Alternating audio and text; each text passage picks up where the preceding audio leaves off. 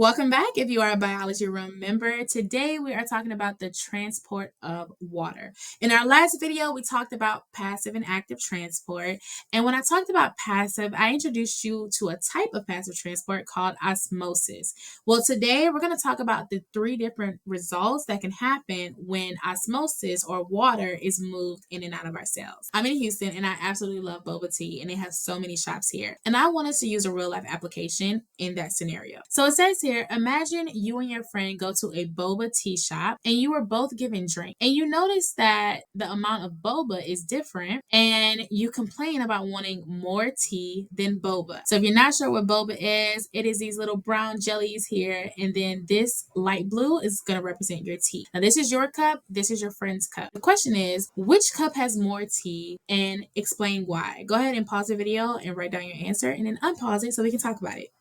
If you said that your friend's cup had more tea, then you are correct. But the question is, how do we know that they have more tea? Because they look like it's pretty level. But we know that the boba is going to take up space. The more boba that the cup has, the less tea that the cup has. And this ties into our concept of osmotic solutions. So what is osmosis? It is the movement of water from a high amount of water to a low amount of water. So if we were to use this example of boba, with this side being side A and this side being side B, which side is water going to move from to? I want you to go ahead and pause the video, answer that question, and then unpause it to see if you're right. Think about the first bullet. So if you say that water is going to move from side B to side A, you are correct. But again, why is that the answer? Because on side B, we have a high amount of water compared to side A, which has a lower amount of water. Because we stated that osmosis moves from high water to low water, that means it's going to move from side B to side A. And the way that we can remember this is that the more solutes, aka boba, you have, the less water that is present, because you can't fit more in there than you can fit. And then the less solutes, the less boba you have, the more water or tea that you have. So hopefully that makes some kind of sense. Moving forward, I'm not going to use the terms boba and tea, right? We're going to use a terminology that is used in science. So whenever you hear me say solute, this is anything that is not water. So these are actual molecules such as glucose and salt. When we refer to a solvent, this is a liquid that does the dissolving. So in most cases, we're referring to water. Now, whenever I say there is this percentage of salt in the solution is a mixture of solute and solvent. So this is kind of like sugar water, and it's usually outside of the cell. The last thing I want to recap before we go into the types of osmosis we can see is passive transport. We know that osmosis is a type of passive transport. And in some organisms, in order to move water, it has to use an aquaporin.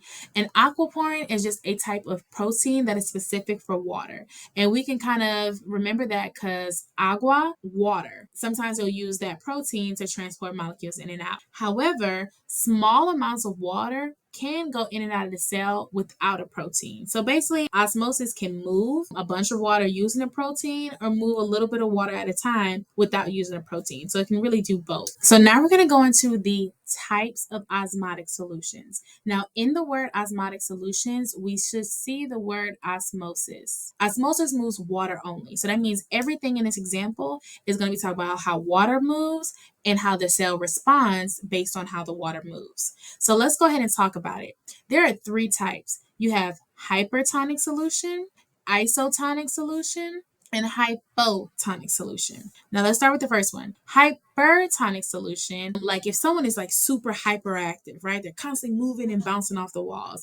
I like to think because this person is moving a lot, they're probably a smaller person. I'm going to think of like shrinking or shrivel, because that person is probably really, really small because they're bouncing off the walls. What is hypertonic? It is when more water is inside of the cell than outside, which is the environment. So water is going to move out and it's going to cause the cell to shrivel. Let's go ahead and look at this example here. So this red thing that we're looking at is our cell. And this blue box that we're seeing, this is our solution or outside of our cell. When it is hypertonic, it says that means that there is more water inside the cell than outside the cell. So that means it had a high amount of water and outside had a low concentration of water. Well, we talked about this in our boba example. When you have a high amount of water, that means you have what? A little amount of boba. That means if we have a high amount of water, we only had a little bit of solutes. So that means outside the cell, they had a little water. So that means there was a lot of solutes present. So just like anything in this world, our cell wants to be balanced. It does not want to have a whole lot of solutes and a little bit of water. It wants everything to be balanced. So what is going to happen? The cell that was originally had a high amount of water, it says, I know that we have a lot of water inside the cell. So in order to balance our body out so we don't die, we're going to go ahead and take some of this extra water we have and we're going to move it outside of the cell. And because water moves out of the cell, what's going to happen to the cell? It is going to shrivel.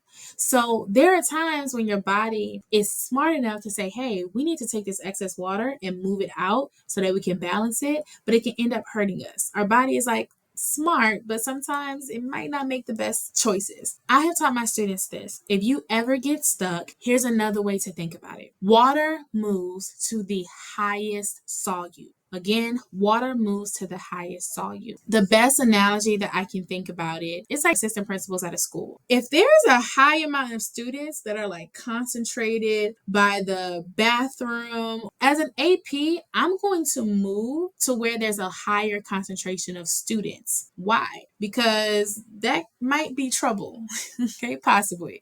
So water is the same way. Wherever there's a lot of solutes, aka students, water, which is kind of like the AP, is going to move there because they want to make sure that the situation is diffused. So if there's a high amount of water, that means that there was a low amount of solutes inside the cell.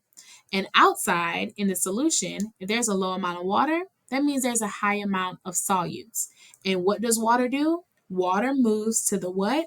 Highest solute. So water is going to move from inside the cell to outside the cell. Now let's apply that same analogy to hypotonic. It says that hypotonic, you have more water outside the cell in the environment or solution than inside the cell.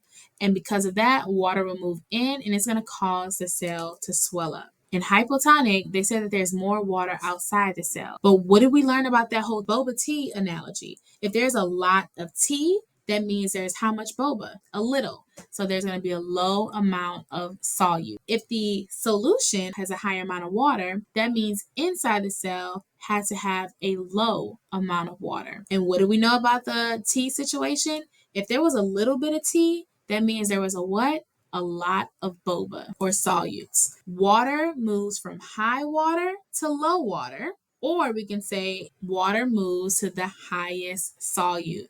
So here we see the highest solute is inside of our cell. So where is water going to move? Inside the cell. Now what happens if too much water moves in? The cell is going to swell. And what happens if you put too much air into a balloon? It's going to do what? It's going to pop. And if it pops, that's what can happen to our cells if it too takes in too much water. Oh, and the last thing I want to name is that hypotonic.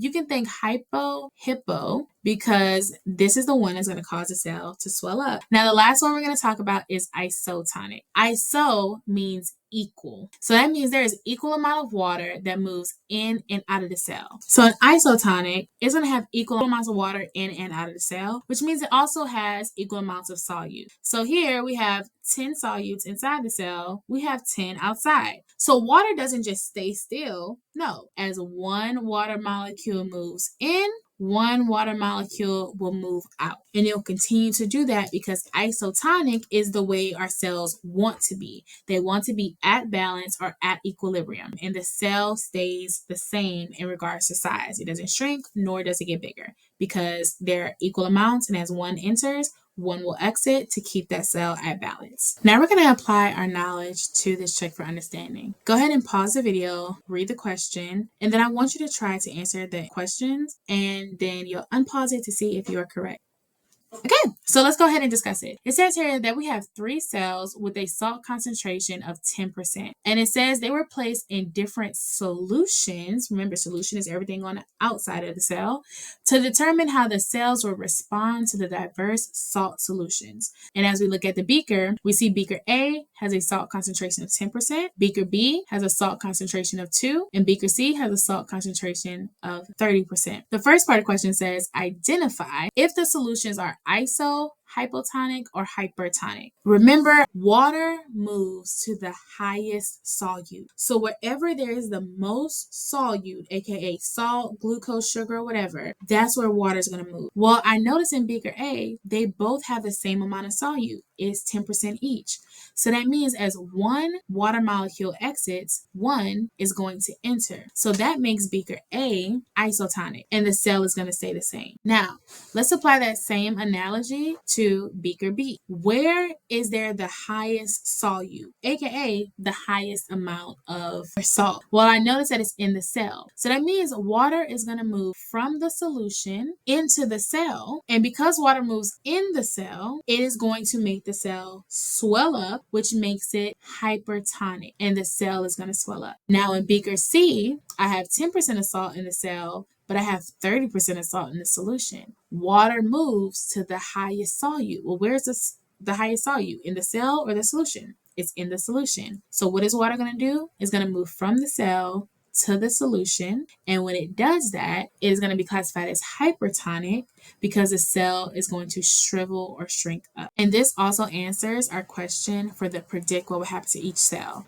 Beaker A, the cell is going to stay the same. Beaker B, the cell will swell up like hippo. And then in beaker C, the cell is going to shrivel or shrink. The biggest thing to remember here is that water moves to the highest solute, which saying that water moves to the highest solute is also saying water goes from high water to low water, or from low solute to high solute.